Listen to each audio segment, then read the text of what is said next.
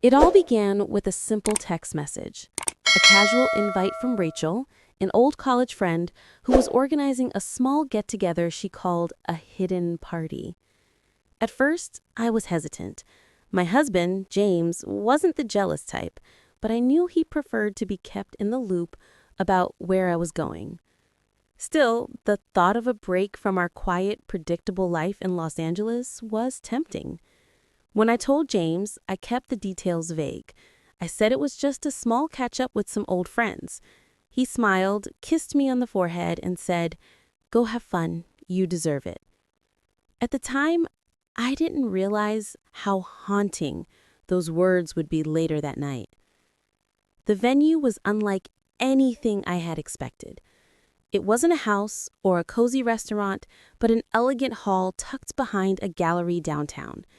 The lighting was soft, the music smooth, and the crowd was mostly men.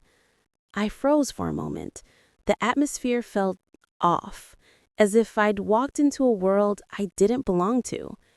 Rachel greeted me with her usual enthusiasm, brushing off my unease.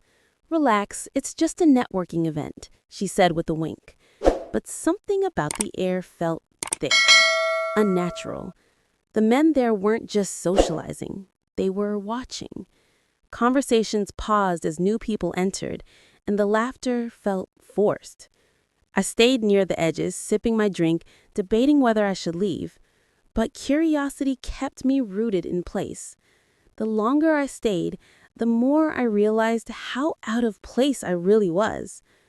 As the evening wore on, I chatted politely with a few people while texting James to keep him updated, telling him everything was fine. I even sent him a heart emoji when he asked how I was doing. But fate had its own plans. Around 9 p.m., a man approached me. He looked too familiar. David, one of James's colleagues, stood before me with a smug grin. My heart skipped. Why was he here? I was about to ask when he spoke, his voice soft but piercing. "Didn't expect to see you here, Emily." My stomach dropped. He told me that James was on his way. Apparently, someone had sent him photos from the event. Pictures of me among a group of men standing too close, laughing too loudly. I immediately checked my phone. Dozens of missed calls. My hand shook as panic settled in. When James arrived, the room fell silent.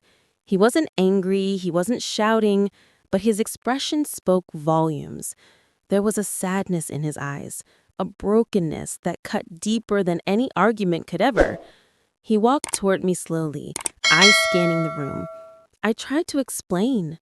I wanted to tell him I had been misled, that I didn't know what this event really was. But nothing I said could reach him. He handed me his phone. On the screen was an anonymous message. "Your wife's having fun tonight. You should see it for yourself." The photos attached showed me in the crowd.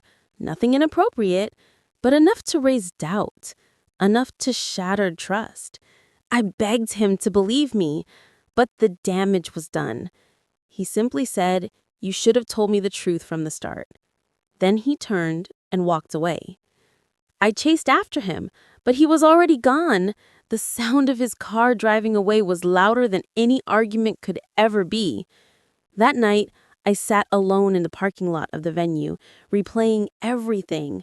Why hadn't I just been honest with him? Why had I let myself walk into this trap? I later realized that the hidden party wasn't just a casual gathering. It was a network of people using charm and secrecy to lure unsuspecting business connections. I had become part of their game.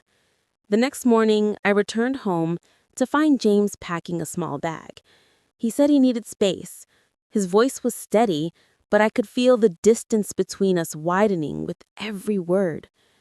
"I don't know what to believe anymore," he said quietly. Weeks passed before he finally agreed to meet and talk. I showed him everything, the texts, the photos, and proof that the event had been misrepresented to several people, not just me. It didn't fix everything right away, but it softened something in his eyes. For the first time in weeks, he believed I hadn't betrayed him intentionally. Our marriage didn't end that night, but it changed. We learned how fragile trust could be, how one careless decision could unravel years of peace. Sometimes I still think about that night, about how secrecy, even in small doses, has the power to destroy more than truth ever could. Weeks later, I found myself sitting in the living room, reflecting on everything that had happened. I had wanted to keep my marriage safe, to keep James in the dark, believing the best of me, but when I allowed that harmless lie to grow, it turned into a monster that neither of us could control. James and I still live together, but things are different now. We're rebuilding trust, but the foundation is fragile. I don't think either of us will ever forget that night, and maybe we're not supposed to. Sometimes the most painful truths are the ones that show you exactly what you're made of. For now, all I can do is live with the consequences of my choices, knowing that honesty, even when it's hard, is the only thing that can repair what's been broken. If you've ever been betrayed or faced heartbreak, you're not alone. Subscribe to Cheating Secrets for real stories of love, betrayal, and resilience. Don't forget to click the notification bell so you never miss a story that could change the way you see relationships.